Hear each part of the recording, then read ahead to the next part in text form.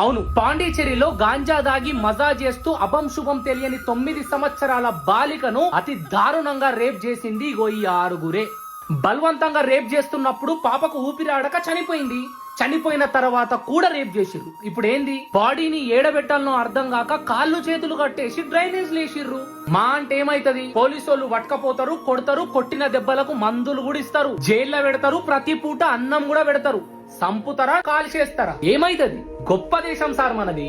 ఒక మైనర్ బాలికను అతి దారుణంగా రేప్ చేసిందిగో వీళ్ళే అని తెలిసిన ఉన్న పోలీస్ అధికారి ఈ 6గురిని గన్నుతో కాల్చి పడేయాలనుకున్నా చట్టాలు ఒప్పుకోవే. ఎన్టీఆర్ అన్న చెప్పినట్టు ఏ సంక్రాంతికో దీపావళికో ఒక్కొక్కరిని చంపుతూ పోతే వీళ్ళ టోకెన్ నంబర్ వచ్చే లోపు వీళ్ళ వయసు అయిపోయి వీళ్ళే చచ్చిపోతారు. తప్పు చేసింది వీళ్ళే అని తెలియగానే కిందికెళ్ళి మిదికెళ్ళి గుసాయిస్తే లంజ ఒడుకులు అక్కడ సావక బ్రక్కక చంపుమని వేడుకోవాలి. ఇలాంటి చట్టాలు వచ్చినప్పుడే రేప్ అనే పదానికి అంతం అవుతుంది. అప్పటి వరకు